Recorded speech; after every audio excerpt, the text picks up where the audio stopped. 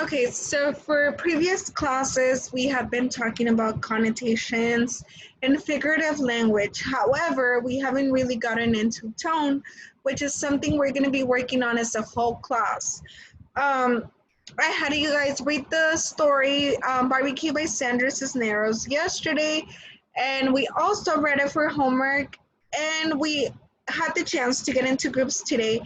Um, to analyze some of the quotes and phrases of the story to understand tone.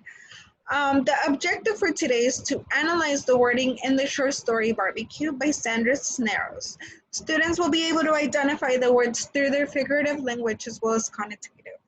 They will understand how the word choice functions in a story to provide meaning and tone. So this is what our objective looks like for today.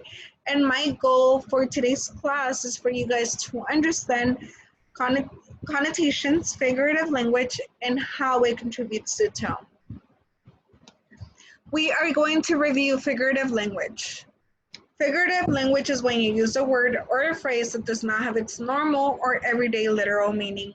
Some examples can be simple things that we say on a daily basis, such as time is money, money is valuable, so it's time that we waste, we're never going to be able to regain, that's lost. So in a way, you're referring to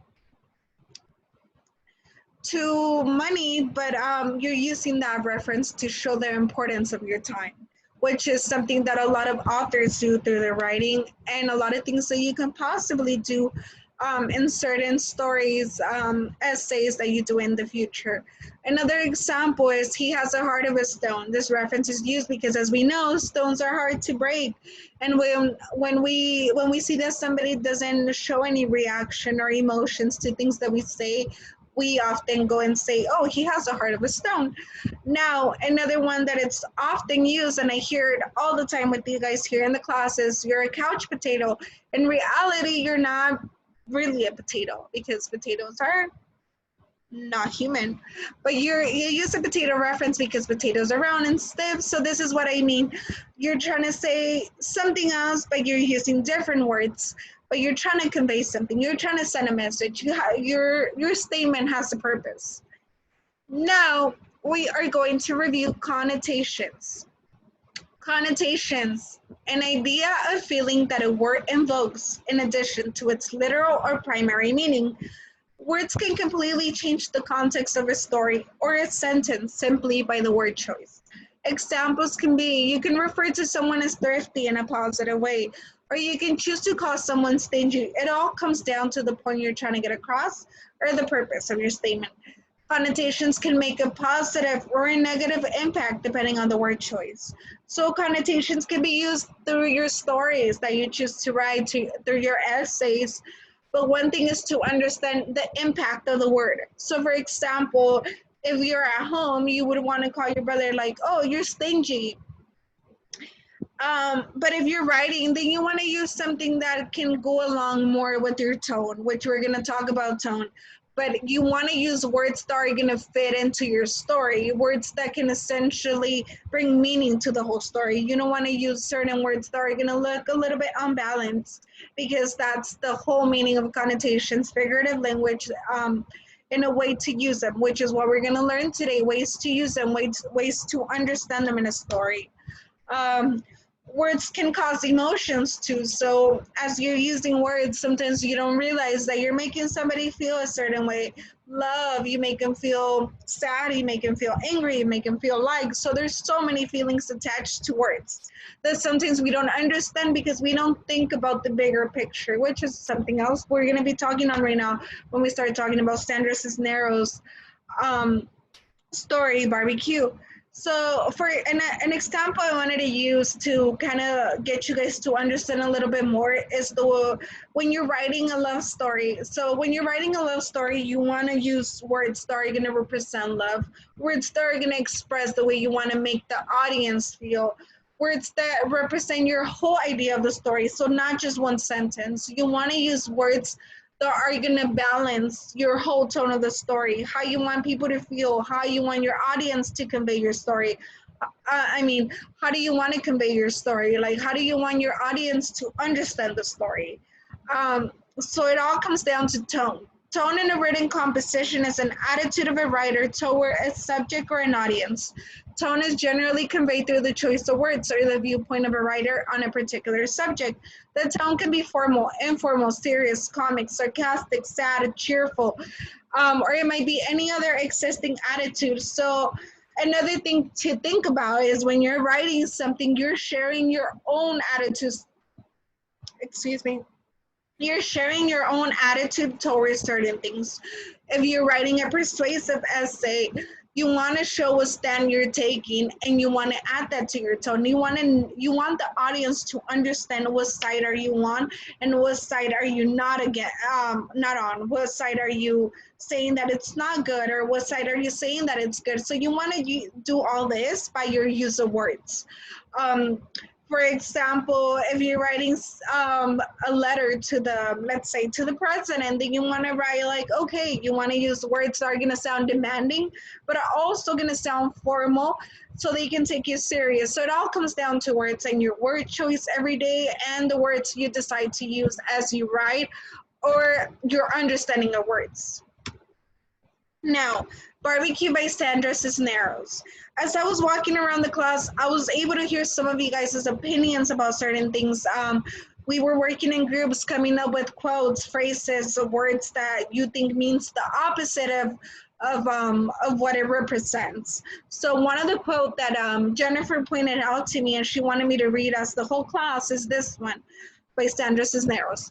But that's all we can afford, besides one extra outfit apiece. Another one is this dress invented from an old stock we could host here and here. The cuff rolled over for the glamorous, fancy-free, off-the-shoulder look.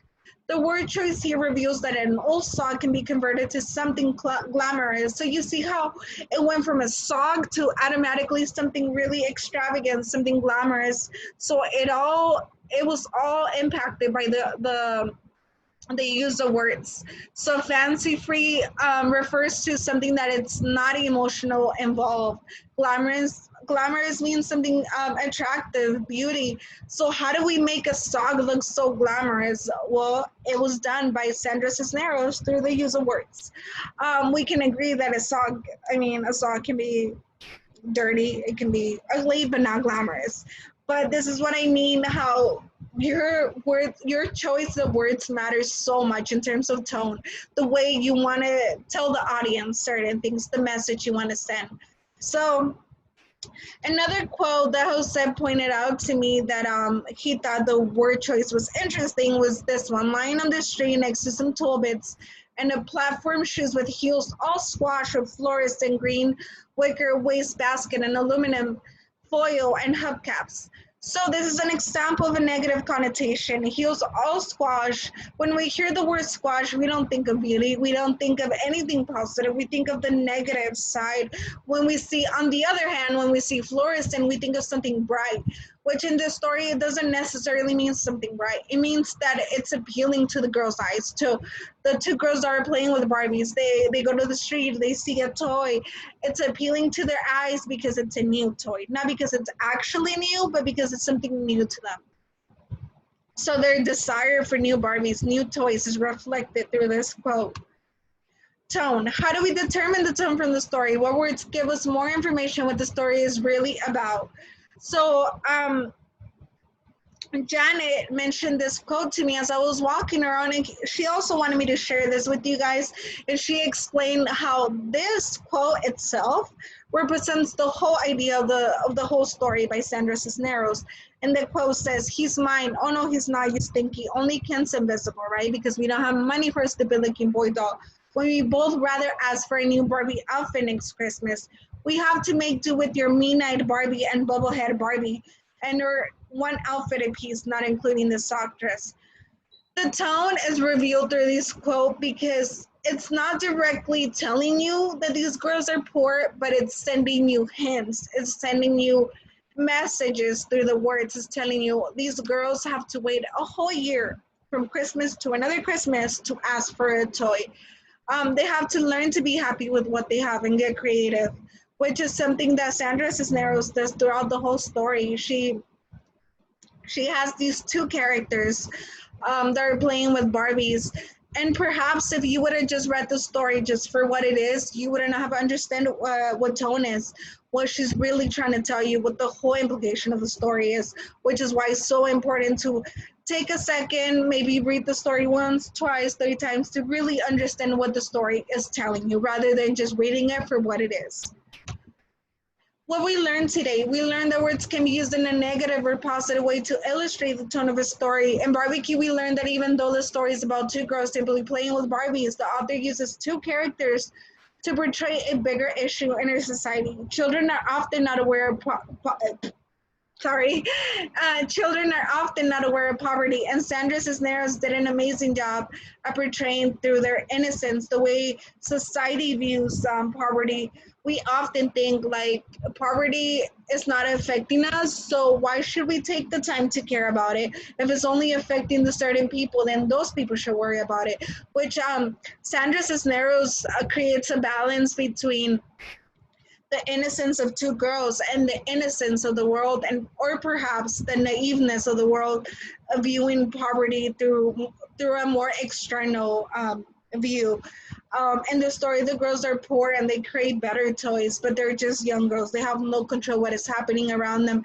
In reality, who can control poverty? I mean, it's such an abstract, but yes, so a very relatable issue that happens around us. So that's why I wanted you guys to read the story once, twice, and then we read it as a whole class. And now we're analyzing. You guys got to analyze it as a group. Now we're analyzing as a whole class because it's so important to see what the author is really trying to convey. But if we don't take the time to study the words, we don't take the time to actually understand the meaning of the story. Now, you guys are gonna have for homework a worksheet that you guys will use to analyze more words in this same story. Because before we move on to the next story, I want to make sure that you guys got a whole understanding of what connotations, figurative language, and the contribution it brings to tone. And that is it for today. And see you guys tomorrow.